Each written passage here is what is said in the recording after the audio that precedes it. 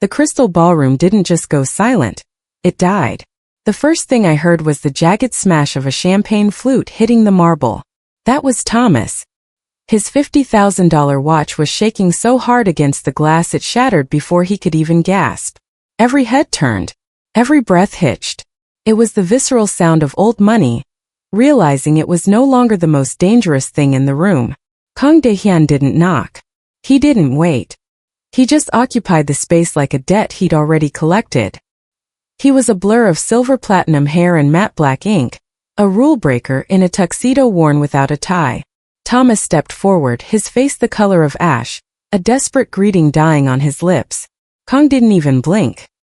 He walked right past the heir to the Wicks fortune, past the socialites, and didn't stop until he reached the dark service corner where they'd forced me to stand all night.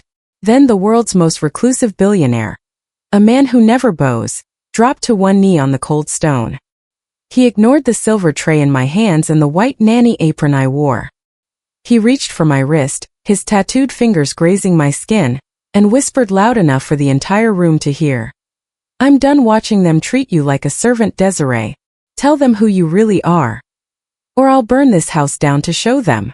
The heavy iron gates of the Wicks estate groaned as they parted, a sound that felt less like a welcome and more like a warning. I stood on the gravel path for a moment, the cold autumn air biting at my neck where my hair was pulled into a polished, sensible half-up style. 2 years ago, I had walked out of these gates with my life packed into 2 cardboard boxes, and a hollow ache in my chest that I thought would never heal. Today, I was walking back in, not as the woman they had broken, but as a ghost returning to haunt their banquet. I reached down and smoothed the fabric of my apron. It was starch white and pristine, the kind of garment that was meant to be invisible. In this house, the uniform was a suit of armor. If you wore it correctly, you weren't a person with thoughts or a history. You were just a silent extension of the furniture. I adjusted the high collar of my white button-down, feeling the phantom weight of the words Thomas had hurled at me the day he let me go. "You're a support role, Desiree. You're the help. Don't confuse a paycheck with a seat at the table." The memory of his voice was cold, clipped, and heavy with the old money arrogance that defined every inch of this property. I remembered the way he had looked at me, as if I were a used-up appliance that had stopped being convenient. I had raised his nephew, wiped away the boys' tears when Thomas was too busy with mergers to care, and managed the invisible clockwork of their lives. And yet, when the time came for him to clear the guest house for his new socialite playmate, I was discarded without a second thought. I climbed the stone steps of the porch, my sensible shoes making no sound on the grand entrance. The smell of the estate hit me immediately, a suffocating mixture of expensive beeswax, aged oak, and the faint metallic scent of floor polish. It was the smell of a museum, a place where things were kept for show but nothing was truly alive. I paused before the massive oak doors, taking a slow, steadying breath. My heart didn't race. It stayed at a low, methodical thrum. I had spent 2 years in the shadows of a different kind of power, the kind that didn't need to shout to be felt. I knew things now that the Wicks family couldn't dream of. I knew how empires were actually built, and more importantly, I knew how easily they could be dismantled. I reached out and pushed the door open. The sound of a string quartet drifted from the ballroom, punctuated by the high artificial trill of elite laughter. It was the sound of a world that believed it was untouchable. As I stepped into the foyer, a young footman I didn't recognize hurried past, eyes sliding right over me. To him, I was just another pair of hands brought in for the gala. I liked it that way. There was a strategic advantage in being underestimated. I took my place near the kitchen entrance, standing perfectly still, my hands folded over my white apron. I looked across the expanse of the golden-ceilinged hall. Somewhere in that sea of tuxedos and silk, Thomas was holding court, blissfully unaware that the poor nanny he had thrown away was back. I wasn't here to beg for my job back, and I wasn't here for an apology. I was here to witness the moment the Wicks certainties finally ran out of time. I reached into the pocket of my apron, my fingers brushing the small, encrypted phone that linked me to a world Thomas wasn't invited to. The game was about to begin, and for the first time in my life, I wasn't the one being played. The ballroom was a masterpiece of intimidation, a golden cage where every reflection in the floor-to-ceiling mirrors was designed to remind you of your place. As I moved through the crowd, tray in hand, The air felt thick with the particular confidence of the Wicks world. It was a confidence built on compounding interest and names that had been carved into stone buildings for a century. It was the sound of heavy silk skirts brushing against marble and the rhythmic metallic tink of silver spoons against porcelain. The soundtrack of people who had never known a day of true hunger. I navigated the perimeter of the room, my white apron a stark contrast to the deep emeralds and midnight blues of the guests' evening wear. To them I was a ghost in the machine. I watched as Thomas stood near a massive crystal chandelier, his slicked back hair gleaming under the light. He was laughing, that loud barking sound he saved for men he wanted to impress. He gestured with a hand adorned by his silver chronograph, the watch catching the light and throwing jagged sparks across the faces of his companions. It was an old money habit, using wealth as a physical weapon to take up more space than one deserved. Every corner of this room triggered a memory I had tried to bury. I passed the alcove where Thomas had once told me I was too domestic to understand his business frustrations. I smelled the specific, cloying scent of the expensive lilies that his mother insisted on, a smell that, to me, would always be associated with the day I was told to clear out my locker. The grandeur didn't feel like beauty anymore. It felt like a suffocating layer of gold leaf applied over a hollow foundation. The guests spoke in a dialect of shorthand, references to summering in places I couldn't afford to fly over and the unfortunate fluctuations of markets they manipulated from their mahogany desks. They moved with a terrifying grace, the kind that comes from knowing the floor will always be there to catch you. I saw Thomas's new fiancée, a woman whose ivory skin and effortless poise were meant to be the final upgrade to his perfect life. She looked at me for a split second as I offered a napkin, her eyes sliding past my face to check her own reflection in the silver tray. I wasn't a person to her, I was a vertical surface. But as I stood there, a silent observer in the cage I had once called home, I felt the cold weight of the phone in my pocket. The Wicks family treated this ballroom like a fortress, but I knew every crack in the stone. They were so busy projecting power that they had forgotten to check if the locks had been changed. The sensory overload of the gala, the perfume, the light, the arrogant laughter, no longer made me feel small. It made me feel focused. They were performative, I was purposeful. They were the show. I was the silent architecture that knew exactly how much weight the ceiling could take before it collapsed. I took a breath, the scent of expensive lilies no longer choking me, and waited for the first crack to appear in their golden world. I was polishing a smudge on a crystal flute when the shadow fell over me, cold and deliberate. I didn't need to look up to recognize the scent, expensive sandalwood and the metallic tang of unearned arrogance. Thomas J. Wicks leaned against the mahogany pillar beside the service station, his traditional peak lapel tuxedo looking stiff and archaic against the modern edges of the room. He didn't speak at first. Instead, he made a grand show of lifting his left arm, twisting his wrist so the light from the chandelier danced off the face of his silver chronograph. He tapped the glass of the watch with a manicured finger, a slow rhythmic sound that echoed the ticking of a countdown. A smirk tugged at the corner of his mouth, the kind of expression a boy wears when he's pulling the wings off a fly. He wasn't looking at me like a former employee. He was looking at me like an interesting specimen of failure. 3 minutes and 40 seconds, he murmured, his voice a low drawl that didn't carry to the guests but sliced through the air between us. That's how long you've been standing in this corner, Desiree. I was betting with Julian that you'd break before the second course. You always were a bit too sensitive for the support roles, weren't you? I kept my back straight, my hand steady as I placed the polished flute back onto the silver tray. I didn't give him the satisfaction of a tremor. I didn't even give him the satisfaction of my anger. I simply looked at him, my expression as neutral and pristine as the white apron I wore. The guest list is impressive tonight, Mr. Wicks, I said, my voice calm and leveled. It would be a shame for the host to spend the entire evening timing the staff.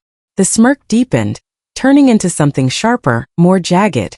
He stepped closer, invading my personal space until I could see the tiny broken veins in his eyes, the mark of a man who drank too much and slept too little.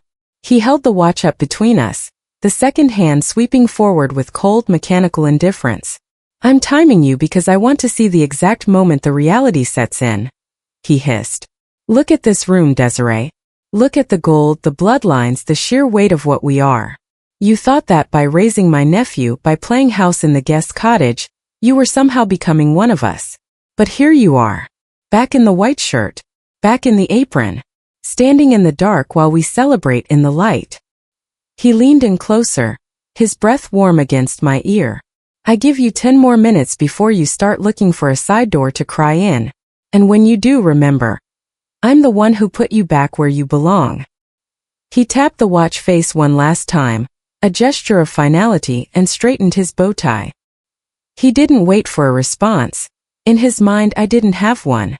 He walked away, his laughter merging with the string quartet, leaving me in the shadows. He thought he was timing my breakdown. He had no idea he was actually timing the countdown to his own disappearance. I reached into my pocket, the cold weight of the encrypted phone a reminder that while Thomas was watching the seconds on his silver watch, I was watching the hours on a global clock he couldn't even see. The second hand on his chronograph continued to sweep, but for the first time in 2 years, the time wasn't working for him. It was working for me. The string quartet began a more spirited waltz, but for me, the music was drowned out by the heavy rhythmic thud of Thomas's leather soles approaching the service station again. He didn't come alone this time. He was flanked by Julian and Marcus, 2 men who had once sat at my dinner table and praised my cooking, only to now look at my white apron as if it were a costume in a play they found mildly amusing. Thomas leaned back against the mahogany sideboard, his silver chronograph catching the light as he checked the time with a theatrical flourish. Desiree, since you're already dressed for the part and seem so fond of the support role, why don't you make yourself useful? My guest's glasses are looking dangerously empty. He didn't wait for an answer. He reached out and grabbed a full bottle of vintage Bollinger, sliding it across the marble countertop with a sharp, aggressive clink. Start with Julian, and try to remember the vintage this time. It's a bit more complex than the box stuff. I assume you've been drinking for the last 2 years. I felt the heat of Julian's gaze, a mixture of pity and the cruel curiosity of the ultra-wealthy. I didn't let my hand shake as I reached for the bottle. The condensation was cold, a biting contrast to the rising warmth in my chest. I stepped out from behind the safety of the service station, entering the center of the golden circle I had been exiled from. Certainly, Mr. Wicks, I said, my voice as smooth and polished as the silver tray I held. I moved to Julian first. He held out his glass, his eyes tracking the movement of my hands. As the golden liquid bubbled into the crystal, the silence in their small group became deafening. It was a performance of power. Thomas was showing them that he could take a woman who had once managed his household and turn her back into a silent servant with a single command. Careful, Desiree, Marcus chuckled, his voice thick with the casual cruelty of a man who had never been told no. That bottle costs more than your annual salary as a nanny. It would be a shame to spill even a drop on that lovely white apron. Thomas let out that short, barking laugh of his, the sound bouncing off the high ceilings like a slap. Don't worry, Marcus. She's used to cleaning up messes. It's what she's best at. Wiping noses, clearing tables, staying in the background where things are quiet. He gestured for me to continue, his eyes following me as I moved from guest to guest. With every pour he added a commentary, a trip down memory lane, designed to strip away my dignity in front of the most powerful people in the city. He spoke about the way I used to fold his shirts, the way I preferred the small chair in the library, and how he'd had to remind me more than once that the front door was for guests only. I moved with a methodical grace, my spine a steel rod beneath the high collar of my shirt. I didn't look at them. I looked at the wine, the light, the way the bubbles rose to the surface and vanished. I was a ghost in their world, serving them the fuel for their own arrogance. When I reached Thomas, he didn't hold his glass out. He waited until I was standing directly in front of him, the heavy bottle in my hand, before he spoke. You see, Desiree, this is the natural order of things. Some people are born to sit at the table, and some are born to make sure the table is set. It took you 2 years to find your way back to the kitchen, but I'm glad you finally accepted your ceiling. He took the glass from the tray, his fingers purposely brushing against mine, a cold, ownership-laden touch. He took a slow sip, his eyes never leaving mine, waiting for the crack in my expression, the tear he had been timing on his silver watch. I simply nodded, a slight, respectful tilt of the head that gave him nothing. If that is all, Mr. Wicks, I believe there are guests in the North Hall who require attention. I turned and walked away, the weight of their laughter following me like a physical burden. Thomas thought he had just put me in my place. He had no way of knowing that every glass I filled was another piece of the foundation I was quietly dismantling. He saw a servant. He didn't see the woman who was currently counting the seconds until his world finally ran out of time. The champagne was beginning to take hold of the room, loosening tongues and sharpening the casual cruelty that the Wicks guests called conversation. As I moved through the clusters of silk and tailored wool, the mockery shifted from Thomas's overt aggression to something far more insidious. Weaponized pity. I stopped beside a group of women draped in diamonds that caught the light like cold, jagged stars. One of them, a woman named Beatrice who had once asked me to help her pick out a birthday gift for Thomas's nephew, reached out and touched the sleeve of my white shirt. Her fingers were cool, her touch light as a feather, but her eyes held a condescending gleam that made my skin crawl. "Oh, Desiree, look at you," she cooed, her voice dripping with a sweetness that tasted like saccharin. "You always were so good with the little things. It's actually quite brave of you to come back here like this. Most people with your history would find it too difficult to face the life they lost. But you? You just step right back into the harness." "I am happy to be of service, Beatrice," I replied, keeping my voice a low, steady anchor in the sea of their high-pitched chatter. "It's just such a shame," another woman chimed in, leaning forward as if sharing a profound secret. "You had such potential in the nursery, but the world has moved so fast since you left. All these new startups, the high-stakes consulting. It's also frontline, isn't it? I suppose a simple life, a life of support, is just more suited to your temperament. Not everyone is built for the pressure of the real world." She reached into her small beaded clutch and pulled out a folded $20 bill, pressing it onto my silver tray with a lingering look of fake sympathy. "Take this, dear. For your finding yourself phase. I'm sure those online certifications you've been taking aren't cheap." The women laughed, a soft, tinkling sound that felt like glass shards. They weren't just insulting my job. They were insulting my intellect, suggesting that my absence from their social circle was a result of a lack of talent, rather than a choice of character. They saw my silence as emptiness, my service as a lack of ambition, and my nanny title as a permanent ceiling that I could never hope to break. "Thank you," I said, my voice devoid of the tremor they were waiting for. I tucked the bill into my apron pocket without looking at it. To them it was a tip. To me it was another receipt for the debt they were about to pay. I moved on to a group of men near the fireplace, where the air was thick with the scent of expensive cigars. They were discussing a massive risk management failure in the European markets, their brows furrowed as they tossed around jargon and inflated figures. As I leaned in to refresh their waters, one of them, a man who had once asked me to find his misplaced cufflinks, snorted and gestured toward me with his cigar. "Careful what you say, boys. We might be speaking over the support staff's head. Desiree here is more used to managing nap times than market volatility. Aren't you, girl? Market volatility is often just a lack of attention to the smallest details, Mr. Sterling," I said quietly, the words slipping out before I could stop them. The group went silent for a heartbeat, the fire crackling in the hearth. Sterling let out a derisive laugh, shaking his head. "See? This is the problem with your generation. You read one article and think you're an architect. Stick to the water, Desiree. Leave the heavy lifting to the men who actually have a seat at the table." I bowed my head slightly, the high collar of my shirt feeling like a shield. They were so sure of my simplicity, so convinced of my lack of talent, that they couldn't see the woman standing right in front of them. They were looking at the apron, but they weren't looking at the eyes. They were offering tips to a woman who was currently holding the keys to their entire financial ecosystem in her pocket. I walked away from the warmth of the fire, the pity of the room following me like a cold draft. They thought they were helping me navigate a world I didn't understand. They had no idea I was the one who had written the map. The gala had reached that frantic high-altitude shimmer where the champagne began to strip away the guests' professional filters. I stood by a pillar of veined Italian marble, my tray balanced on one hand, as Julian and a man named Sterling hovered over a tablet. They were leaning in close, their brows furrowed, the light from the chandeliers glinting off the expensive crystal in their hands. They were discussing the Verona acquisition, a deal that had been the talk of the high finance circles for months, and one that Thomas had been desperate to anchor. "The exposure is minimal," Julian said, his finger stabbing at a column of red numbers on the screen. If we move the capital through the offshore subsidiary by midnight, the risk management threshold stays green. It's a clean sweep. Sterling nodded, his eyes bright with the greed of a man who thought he had outsmarted the market. Exactly. The architecture is sound. It's a closed loop.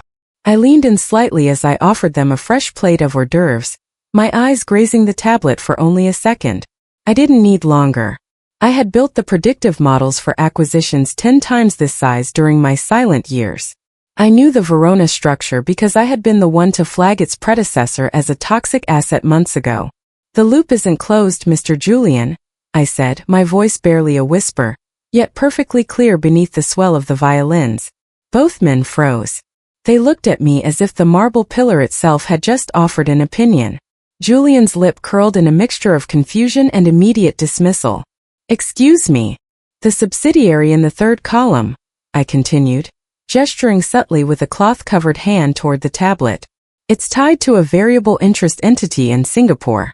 If you move the capital tonight, you'll trigger a cross-default clause in the primary loan. The threshold won't stay green.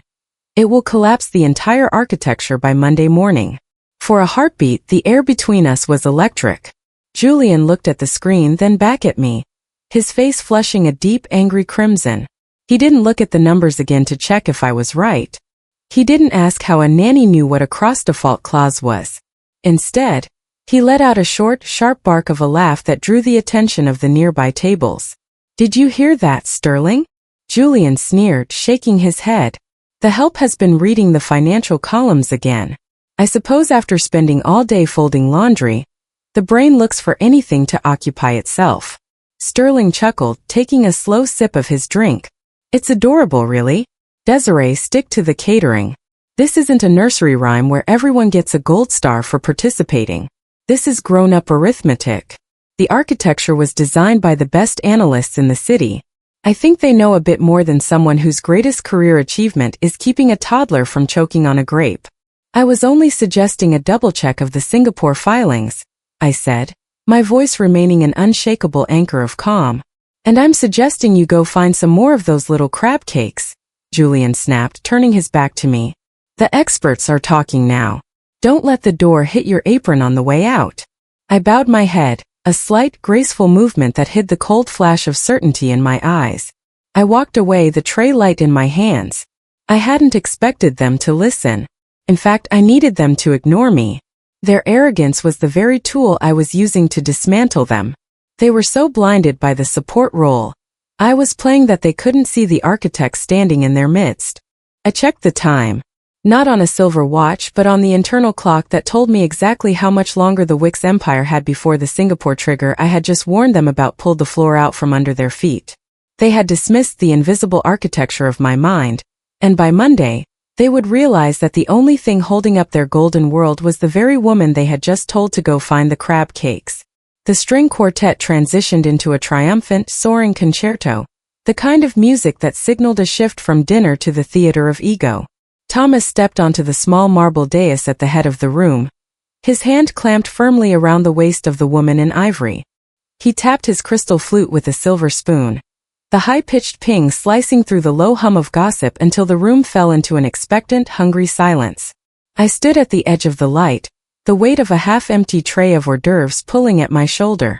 My apron felt impossibly white under the concentrated glow of the chandeliers, a target for every eye that hadn't already dismissed me. Friends, family, and distinguished guests, Thomas began, his voice projected with that effortless practice booming that only comes from a lifetime of being listened to. Tonight isn't just about the Wicks legacy or our record-breaking fiscal year. It's about the future. I'm honored to officially announce my engagement to Genevieve St. Clair. The room erupted into polite, rhythmic applause.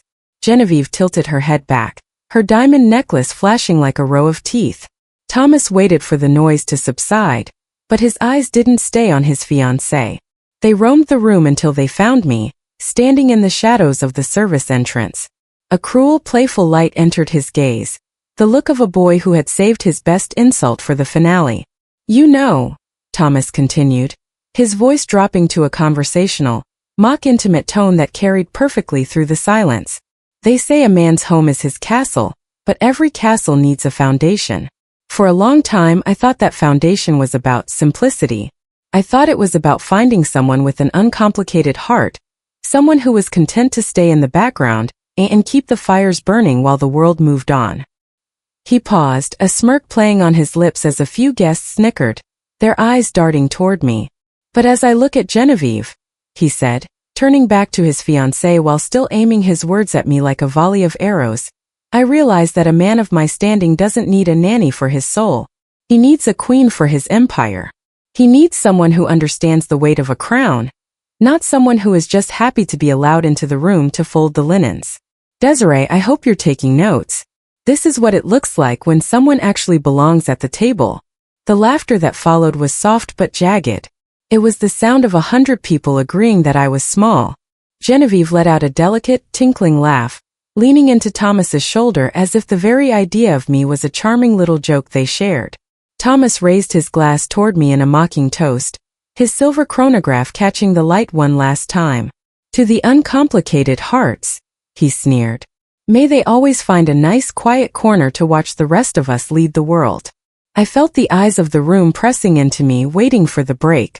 They wanted the tear, the drop tray, the humiliated flight toward the service door. But I didn't move. I didn't blink. The heat in my chest wasn't shame. It was a cold, white-hot clarity. Thomas thought he had just delivered the final blow to my dignity. He thought he was mocking my uncomplicated heart because I hadn't fought back when he discarded me. He had no idea that my heart wasn't uncomplicated. It was calculated. He saw a woman who didn't belong at his table, never realizing that I had already built a table so large his entire estate could fit on its corner. I set my tray down on the sideboard with a slow, deliberate click that seemed to echo in the sudden lull. I straightened my apron, my eyes meeting his across the sea of silk and lies. He wanted a queen for his empire, but he was about to find out that the woman he called a servant had been the one holding the keys to the kingdom all along. The air in the room suddenly felt thin, as if the oxygen were being sucked out by an approaching storm. I didn't need to say a word. The draft from the foyer had just turned ice cold, and the heavy front doors were about to groan open. The silence following Thomas's toast was not the peaceful kind. It was the heavy, breathless pause that occurs just before a storm breaks.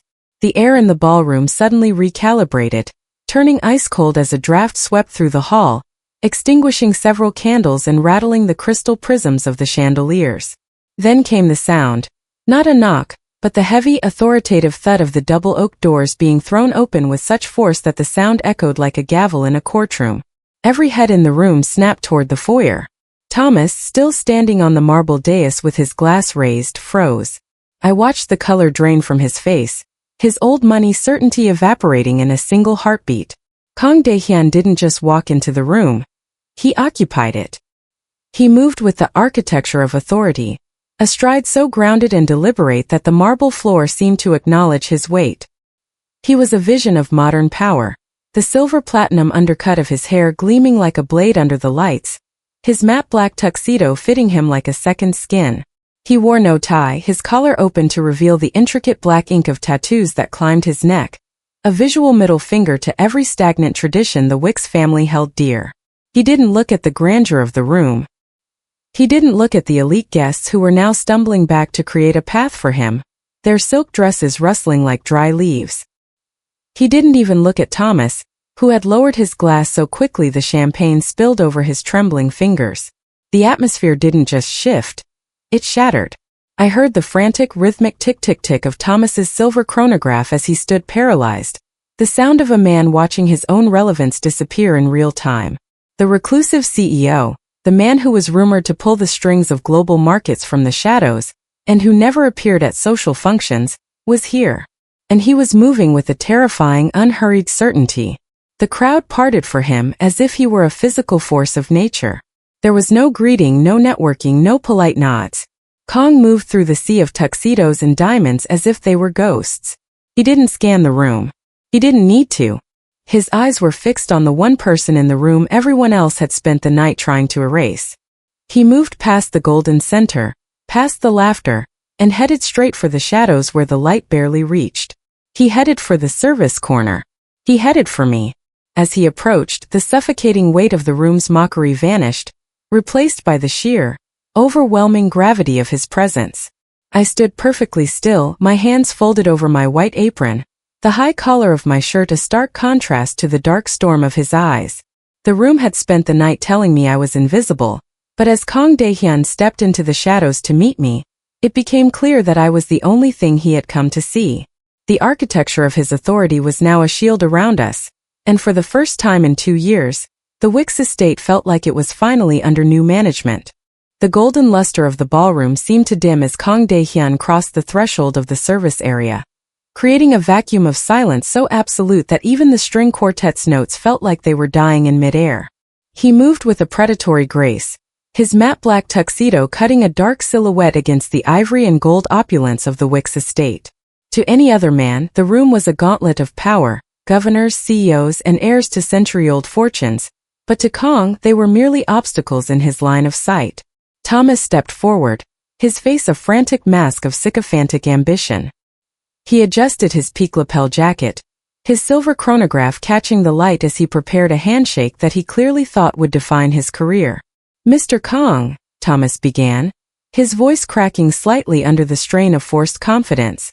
"We weren't expecting, that is, it's an incredible honor to have you at the Wicks Gala. If you'll allow me to introduce my fiancée and—" Kang didn't even break his stride. He didn't offer a glance, a nod, or the slightest acknowledgement that Thomas Wicks existed. He walked past the heir to the estate as if he were a piece of cheap imitation furniture, his eyes locked with mine. In that moment, the hierarchy of the room inverted. The old money bow ties and the diamond-encrusted socialites became the background noise, the peripheral blur, while the woman in the white nanny apron became the only fixed point in his universe. The guests stood frozen, their mouths agape, as the world's most reclusive mogul entered the lowly service corner.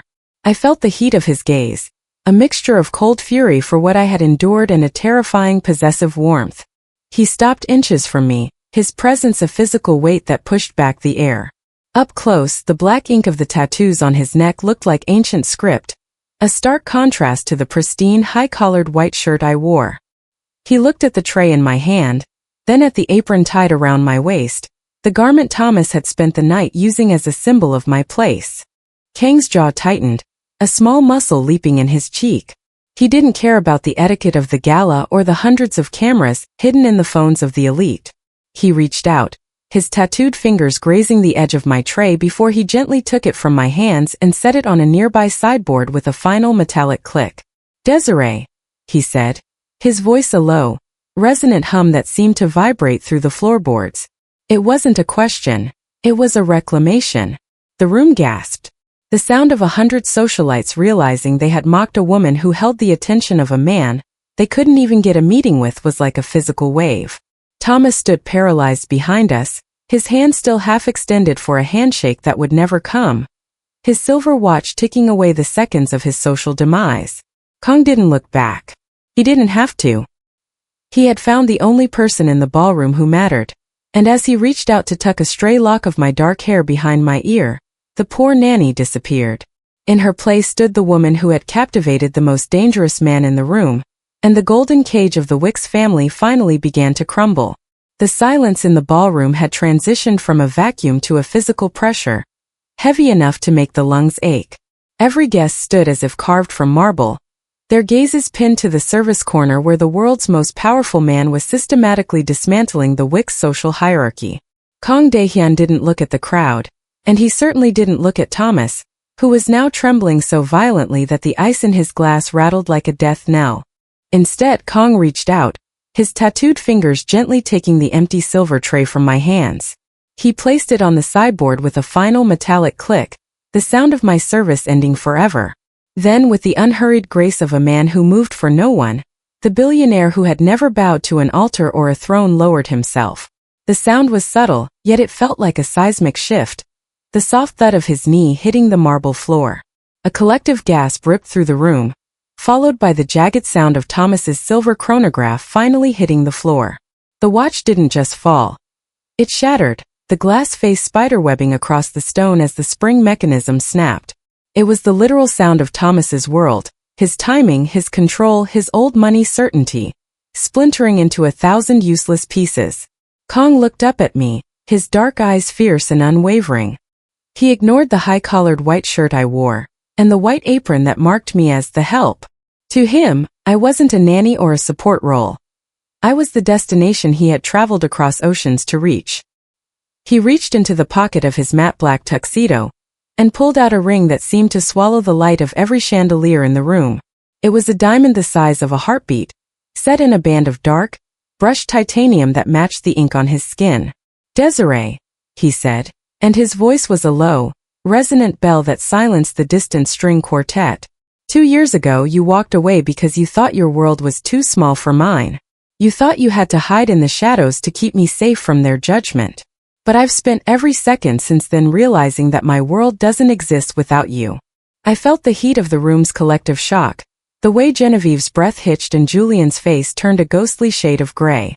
Thomas stood paralyzed, his mouth hanging open, his pride lying in ruins at his feet along with his broken watch. He had spent the night trying to prove I was nothing, only to watch the most powerful man on the planet prove I was everything. "I don't want an empire if you aren't the one ruling it beside me," Kang continued, his tattooed hand reaching out to cover mine. His touch was warm, solid, and certain. "I'm done with the secrets. I'm done with you standing in corners. Marry me, Desiree. Step out of the shadows and take your place where you've always belonged, at my side." The proposal wasn't a question, it was a revolution. In the golden cage of the Wicks estate, the poor nanny had just been offered a crown that made their entire family legacy look like a footnote. I looked down at the man on his knee, then back at Thomas, whose eyes were wide with the realization that he hadn't just insulted a servant.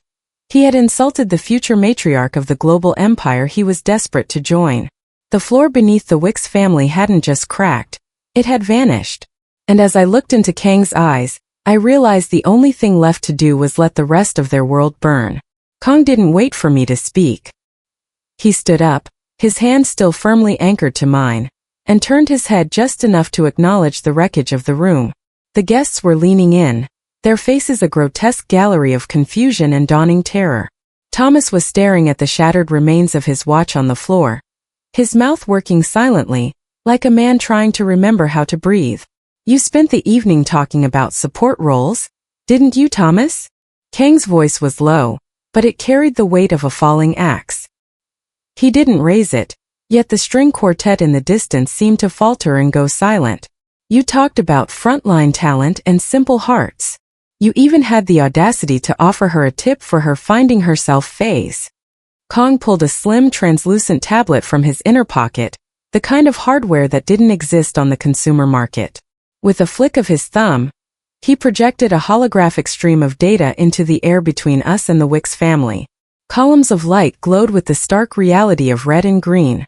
"Let's look at the arithmetic of power," Kang said, his eyes cold as he looked at Julian and Sterling. "The Verona acquisition, the one you were just congratulating yourselves on? The one Desiree tried to warn you was built on a cross-default trigger in Singapore." Julian stepped back, his face turning a sickly shade of gray. That's internal data. How could you?" "I didn't have to get it, Julian. I own the debt," Kang countered. "And the reason I own it is because 3 years ago, a silent advisor sent me an encrypted brief. She predicted the exact structural failure of the Wicks portfolio. She told me when to buy, when to squeeze, and exactly when you would be arrogant enough to overextend." He looked back at me, his expression softening for a fraction of a second before turning back to the room. "Every major market move my firm has made in the last 24 months, every acquisition that tripled our liquid assets, was vetted by the woman you had serving crab cakes tonight.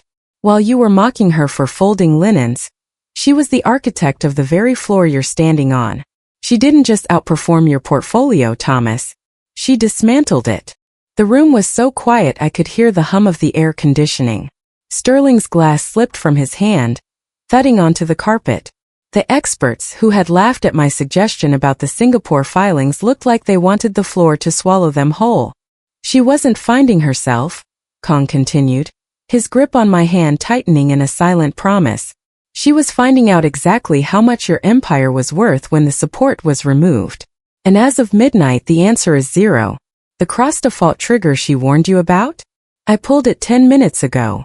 Thomas looked up, his eyes wild, his old money certainty finally utterly broken. Desiree, if you couldn't.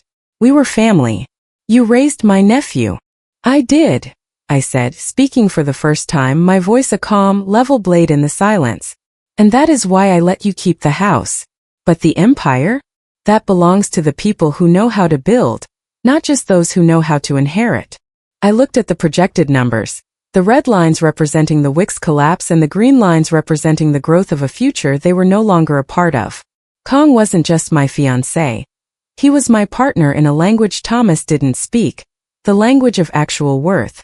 The arithmetic was simple.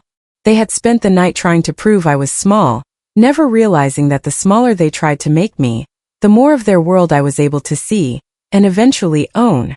The Golden Ballroom, once a theater of my humiliation, now felt like a stage where the final curtain had already fallen. I stood at Kang's side, my hand resting on the matte black sleeve of his tuxedo. The fabric was cool and expensive, a sharp contrast to the starch of the apron I still wore, a garment that now looked less like a servant's uniform and more like a captured flag. Kang didn't look at the crowd for their approval. He didn't need it. He simply adjusted his arm, pulling me closer with a quiet, possessive strength that signaled the end of the night. We began to walk, the elite guests parting before us like a receding tide. They were silent now, their weaponized pity replaced by a hollow, wide-eyed terror. Beatrice, who had offered me a $20 tip, clutched her diamond necklace so hard I thought the string might snap. Julian and Sterling stood frozen, their eyes glued to the holographic data that still flickered in the air, the digital obituary of their fortunes. When we reached the marble dais, we found Thomas. He looked small. Without the shield of his family's old money certainty, he had become a colorless ghost in a peak lapel suit. He was staring at the shattered remains of his silver chronograph, the gears and springs scattered across the floor like the guts of a broken toy. He looked up as we approached, his mouth opening as if to offer one last defense, one last dismissal. But the words died in his throat. In the harsh, unforgiving light of the chandeliers, Thomas finally saw the truth. He hadn't discarded a poor nanny because she wasn't good enough for his world. He had discarded me because he was too small to survive in mine. The check for the evening service is on the sideboard, Thomas, I said, my voice echoing with a calm, terrifying finality. Keep it. You're going to need every cent of it by Monday morning. Kang didn't say a word to him. He didn't have to. The silence of a man like Kang Dae-hyun was more destructive than any shouting match could ever be. He led me past the podium, past the gasping socialites, and toward the massive oak doors that had once felt like the entrance to a prison. As we stepped into the cool night air, the heavy doors groaned shut behind us, cutting off the suffocating smell of lilies and beeswax. The gravel crunched under our feet, a rhythmic grounding sound. At the bottom of the steps, a fleet of black SUVs sat idling, their headlights cutting through the autumn mist like the eyes of predators. One of the drivers stepped forward, bowing deeply as he opened the door to a car that cost more than the Wicks' entire car collection. Kang stopped, turning to me before I stepped inside. His tattooed fingers reached out, unlooping the ties of my white apron. He pulled the fabric away, letting the symbol of my place fall to the gravel path. You're done with the support roles, Desiree, he whispered, his eyes searching mine. From now on, the only person you answer to is yourself. I looked back at the Wicks mansion one last time. From the outside it still looked grand, but I knew the architecture was rotting from the inside out. Thomas was in there now, standing in the middle of a golden room that no longer belonged to him, surrounded by people who would turn on him the moment the first bank statement arrived. I stepped into the car, the leather smelling of cedar and power. As Kang sat beside me and the SUV pulled away from the gates, I didn't feel like a nanny who had been rescued. I felt like an architect who had finally finished her masterpiece. The poor nanny was gone, and as the lights of the estate faded into the rearview mirror, the new queen of a global empire finally let out a long, slow breath. The game was over. I had won.